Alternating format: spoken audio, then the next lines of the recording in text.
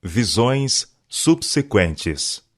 Em 1847, enquanto os irmãos estavam reunidos no sábado em Topsham, Maine, o Senhor deu-me a seguinte visão.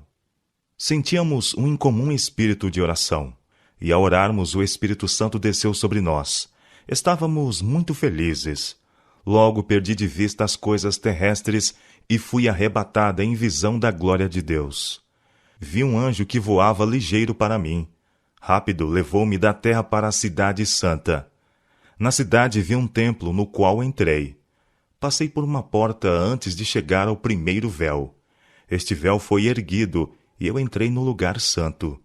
Ali vi o altar de incenso, o castiçal com 7 lâmpadas e a mesa com os pães da proposição. Depois de ter eu contemplado a glória do lugar santo, Jesus levantou o segundo véu e eu passei para o Santo dos Santos.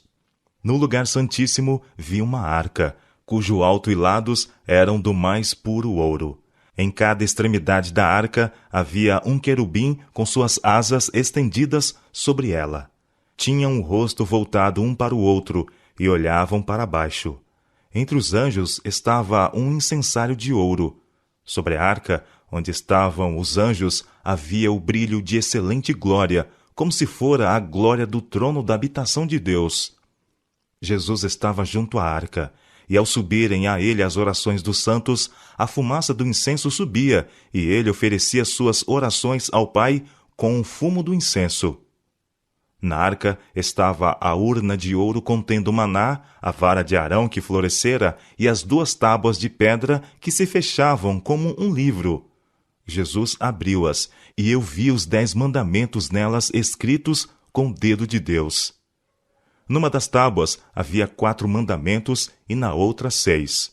Os 4 da primeira tábua eram mais brilhantes que os 6 da outra, mas o 4, o mandamento do sábado, brilhava mais que os outros, pois o sábado foi separado para ser guardado em honra do santo nome de Deus. O santo sábado tinha aparência gloriosa, um halo de glória o circundava. Vi que o mandamento do sábado não fora pregado na cruz. Se tivesse sido, os outros 9 mandamentos também o teriam, e estaríamos na liberdade de transgredi-los a todos, bem como o 4º mandamento. Vi que Deus não havia mudado o sábado, pois ele jamais muda, mas o Papa tinha mudado do 7º para o 1º dia da semana, pois ele devia mudar os tempos e as leis.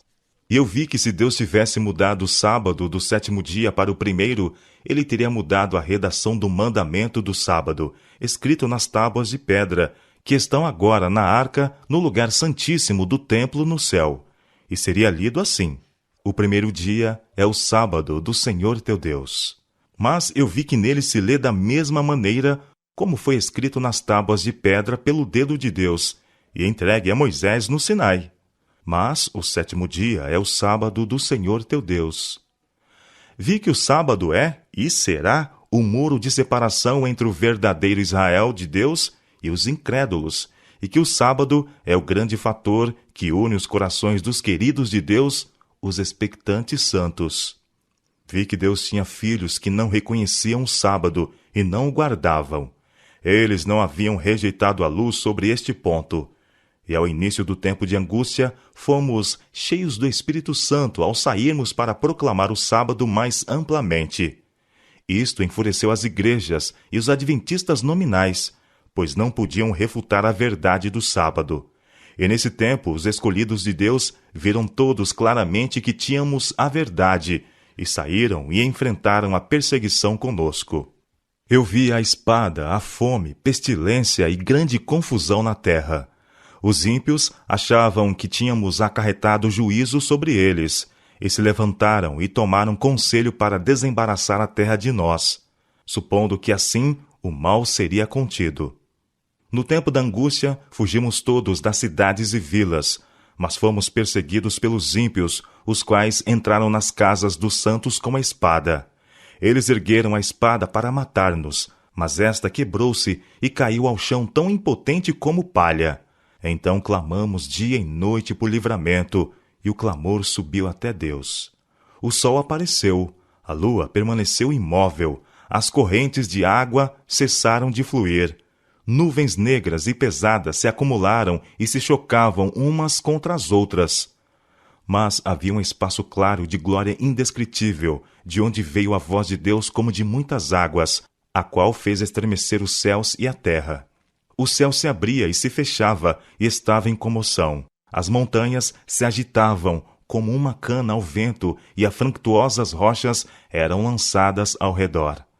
O mar fervia como uma panela, e arremessava pedras sobre a terra. E ao anunciar Deus o dia e a hora da volta de Jesus, e declarar o concerto eterno com seu povo, ele proferia uma sentença. E então fazia uma pausa, enquanto as palavras reboavam através da terra. O Israel de Deus permanecia com os olhos fixos no alto, atento às palavras que vinham da boca de Jeová e rolavam através da terra como trovoadas. Isto era terrivelmente solene, e ao fim de cada sentença, os santos clamavam: Glória! Aleluia! Seus rostos estavam iluminados com a glória de Deus, e brilhavam com a glória, como a face de Moisés quando desceu do Sinai. Os ímpios não podiam olhar para eles por causa da glória. E quando a interminável bênção foi pronunciada sobre os que haviam honrado a Deus e guardado o seu santo sábado, houve um estrondoso clamor de vitória sobre a besta e a sua imagem. Começou então o jubileu, quando a terra devia descansar. Viu o piedoso escravo levantar-se em triunfo e vitória e sacudir as cadeias que o prendiam, enquanto seu ímpio senhor estava em confusão e não sabia o que fazer, pois os ímpios não compreendiam as palavras proferidas pela voz de Deus. Logo apareceu a grande nuvem branca. Pareceu-me mais adorável que nunca antes. Nela estava assentado o Filho do Homem. A princípio, não vimos a Jesus na nuvem, mas, ao aproximar-se esta da terra, pudemos contemplar sua amorável pessoa. Esta nuvem, quando no princípio apareceu, era o sinal do Filho do Homem no céu. A voz do Filho de Deus chamou os santos que dormiam, saindo estes revestidos de gloriosa imortalidade. Os santos vivos foram mudados num momento, e com eles arrebatados no carro de nuvem. Parecia todo ele sobremodo glorioso ao avançar para o alto. Dos lados do carro haviam asas e debaixo dele rodas, e ao avançar o carro, as rodas clamavam: Santo! E as asas, ao se moverem, clamavam: Santo! E o séquito de santos anjos ao redor da nuvem clamavam: Santo! Santo! Santo é o Senhor Deus, o Todo-Poderoso! E os santos na nuvem clamavam: Glória! Aleluia! E o carro subia para a cidade santa. Jesus franqueou os portões da cidade dourada e conduziu-nos para dentro. Aqui recebemos as boas-vindas, pois havíamos guardado os mandamentos de Deus e tínhamos direito à árvore da vida.